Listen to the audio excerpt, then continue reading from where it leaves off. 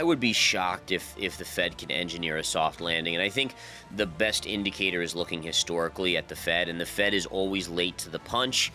Whether it was in '09, they waited way too long to come out and kind of backstop things and start quantitative easing. And then even when inflation was starting to roar, they were telling everyone it was transitory. It obviously wasn't, as we all know. And then they had to play catch up by jacking interest rates up so quickly that now we're seeing bank failures, right? So this is something that the Fed has shown over and over again, that they're not good at predicting the real outcome. And so when they talk about a soft landing, or Janet Yellen saying a soft landing, the Fed saying a mild recession, I just have a hard time believing it because their track record is so poor in predicting the actual outcome.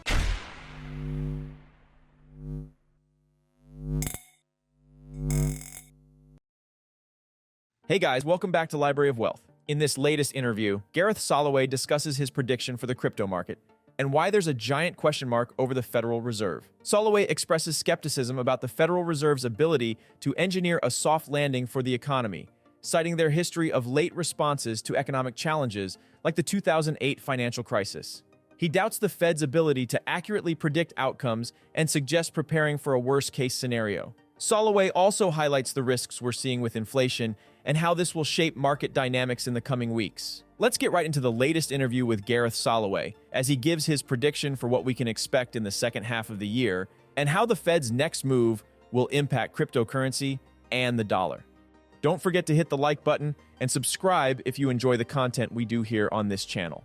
Let's get right into the video. Do you believe we are on the precipice of a commodities bull cycle? And if so, what are the main factors you're seeing contributing to strength in that sector? Yeah, so I do think we're on the verge of a big bull cycle in commodities. In fact, I've talked about, and we'll talk about this in a little bit, the gold chart and how it's borderline breaking a triple top. I've talked about how the 1970s chart is very similar to what we're seeing in gold here. 1970s gold had a 9x in that period. So I think gold especially, I think the other metals as well, although some of the other metals are somewhat an industrial metal as well, and I think that's a little bit of an issue, just because if we do see a global recession, that obviously could take a little bit of demand away. But I do believe that we're on a verge of an overall big move in the commodity space. The biggest thing with natural gas is it's kind of it got caught up in its own success. And what I mean by that is if we look at the chart, it had this monster run up when Russia invaded Ukraine, and there was this fear about cutting off gas, and was Europe going to be in a major pickle. And so what you got was every fund out there, every big investor, small investors, they all went long natural gas, thinking, oh, this is the easiest trade in the world. One thing I've learned in trading is that when everyone thinks it's an easy trade, it's usually not, right? It's usually the opposite is what ends up happening. And that's what happened. And so you had this big fall because there were so many people caught off sides. On the long side, there was just so much selling pressure to the downside. Now, when you look at where natural gas is, to me, number one, it's a commodity, so it's going to be influenced by inflation. And number two is you still have the weather effects that we were seasonality, stuff like that. To me, is there risk that it could go a little bit lower? Absolutely, right? I mean, it could go down 5, 10, 15%. It's natural gas. But at these levels, if you had to choose, I would definitely be choosing on the long side here for an eventual move to the upside. In fact, I have a target price on it here. Let me show you guys here. See this little pivot right here with this pivot right here? That would be my expectation. So when you're asking whether or not it can go back up to $8 or $9 or $10, that may be years from now, or if there's another catastrophic kind of invasion or crisis. But at least for regular trading wise, my guess is you have a move up back to $3.40, $3.50. And that would be, as a technical trader, if we got that move, I would be selling into that move. How do you see oil performing for the rest of the year and beyond? Yeah, so with oil, it's one of these charts that, the highs were put in when there was so much fear and panic over the Russia invasion, cutting off the supply of oil to the rest of the world from Russia. And what we found out, by the way, is that Russia still sells their oil. They just sell it to countries that will buy it at a discount. So all that oil is still out there. What we saw recently, about a month or so ago, was OPEC cutting production.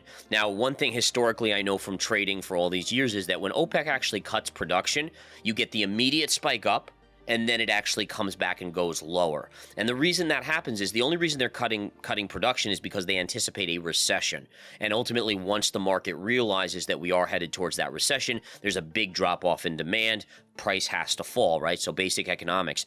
Now, looking at the chart here, we can see that there's a clear support level at the $64.50 level. All right, it came down here back in March. It retested it just recently in early May. It bounced.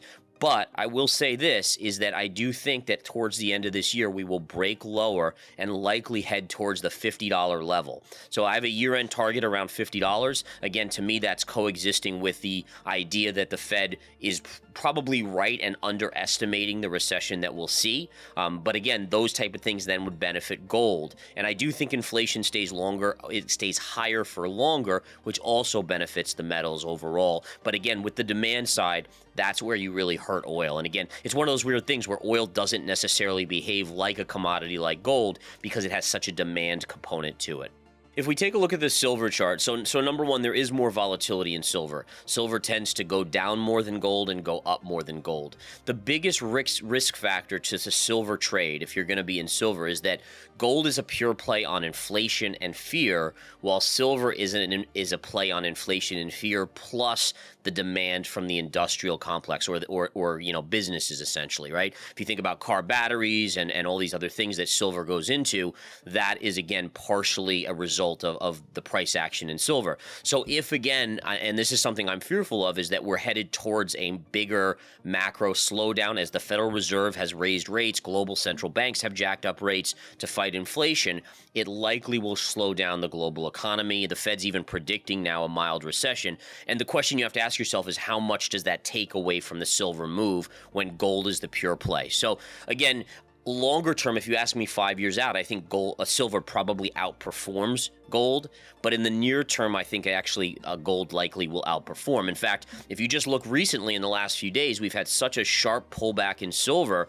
And if we go back to the gold chart here, it's been barely a pullback on gold. So it definitely shows us that gold is more volatile. And it shows us that, again, you have to be aware of that as an investor. Soloway predicts a potential break lower and believes the possibility of a recession has been underestimated by the Federal Reserve. He identifies the next support level and forecasts a decline in the market by year's end. He also expresses concern about a potential macroeconomic slowdown due to central banks raising rates to combat inflation. In the near term, Soloway believes we are on the brink of a bull cycle and expects an overall upward movement in cryptocurrency in the second half of 2023. What do you think about the latest interview with Gareth Soloway? And are we on the brink of a worst-case scenario in the economy? Comment down below. Thanks so much for watching. Don't forget to like and subscribe. This is the Library of Wealth. We'll see you in the next video.